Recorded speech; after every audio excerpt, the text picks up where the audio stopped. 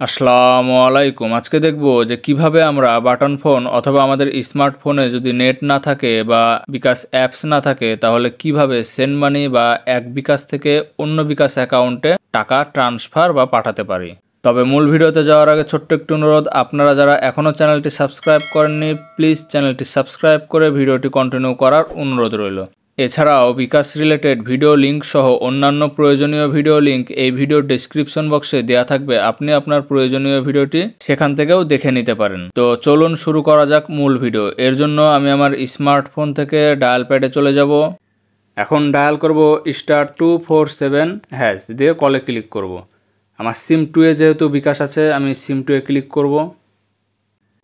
এখন এখানে 10টি অপশনের একটি মেনু বার চলে এসেছে। এর মধ্যে এই যে প্রথম অপশনে লেখা আছে কিন্তু সেন্ড মানি এবং দ্বিতীয় অপশনে লেখা আছে send money to non bKash user, মানে ওপরেরটা হলো যাদের বিকাশ অ্যাকাউন্ট আছে তাদেরকে সেন্ড মানি করতে পারবেন এবং 2 নম্বর অপশনটা হলো যাদের বিকাশ নেই তাদেরকে সেন্ড মানি করলে পারে তারা অ্যাকাউন্ট খুলে টাকা উঠিয়ে নিতে হবে। তো আমি একটি বিকাশ অ্যাকাউন্টে সেন্ড মানি করব, তার জন্য এখানে 1 লিখব। এর জন্য যে 1 2 3 এখানে প্রথমে ক্লিক করব, এরপরে 1 লিখে সেন্ডে ক্লিক করব। এখন আমি যে বিকাশ অ্যাকাউন্টে টাকাটি পাঠাবো সেই বিকাশ অ্যাকাউন্ট নাম্বারটা আমাকে এখানে বসাতে হবে। তো আমি বিকাশ অ্যাকাউন্ট নাম্বারটি এখানে উঠিয়ে নিচ্ছি। এখানে আমি আমার বিকাশ নাম্বারটি উঠিয়ে নিয়েছি। এখন সেন্ড বাটনে ক্লিক করব। এখন এখানে ইন্টার অ্যামাউন্ট, মানে এখন আমাকে এখানে অ্যামাউন্ট বসাতে হবে। তো আমি একটা অ্যামাউন্ট বসিয়ে নিলাম 100 টাকা আপাতত। এরপর সেন্ড বাটনে ক্লিক করলাম। এরপর এখানে ইন্টার রেফারেন্স, মানে এখানে একটি রেফারেন্স বসাতে হবে। মানে আপনি চাইলে আপনার নাম এখানে লিখতে পারেন, আপনি চাইলে কোনো একটা সংখ্যা লিখতে পারেন, বা যার কাছে টাকা পাঠাচ্ছেন সে যদি আপনার নাম্বারটি না চিনে থাকে এখানে আপনি নাম লিখে দিলে আপনার নামটি ওখানে শো করবে। তো আমি আপাতত এখানে কোনো নাম না লিখে আমি জাস্ট 5 লিখলাম।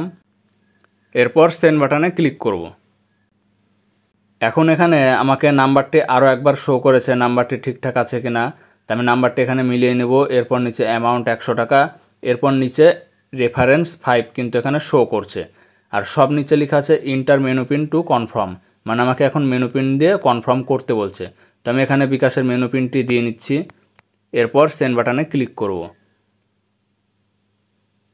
সেন্ড বাটনে ক্লিক করার সাথে সাথে কিন্তু এখানে 100 টাকা সেন্ড মানি হয়ে গেছে। এখানে বলছে সেন্ড মানি টাকা 100 টু 019 এ নাম্বার সাকসেসফুল, রেফারেন্স 5, ফি 0 টাকা এবং আমার অবশিষ্ট ব্যালেন্স হলো 5152 টাকা। এবং ওপরেও কিন্তু অলরেডি আমার ফোনে মেসেজ চলে এসেছে যে টাকাটি সেন্ড মানি সাকসেসফুল হয়ে গেছে। তো আশা করি বুঝতে পেরেছেন যে কিভাবে এক বিকাশ অ্যাকাউন্ট থেকে অন্য বিকাশ অ্যাকাউন্টে টাকা ট্রান্সফার বা সেন্ড মানি করতে হয় বা টাকা পাঠাতে হয়, হোক সেটা নিজের বিকাশ অ্যাকাউন্ট থেকে বা অন্য কারো বিকাশ অ্যাকাউন্ট থেকে। তো ভিডিওটি ভালো লাগলে অবশ্যই লাইক শেয়ার করতে ভুলবেন না। আজকের মতো এখানেই বিদায় নিচ্ছি। আসসালামু আলাইকুম।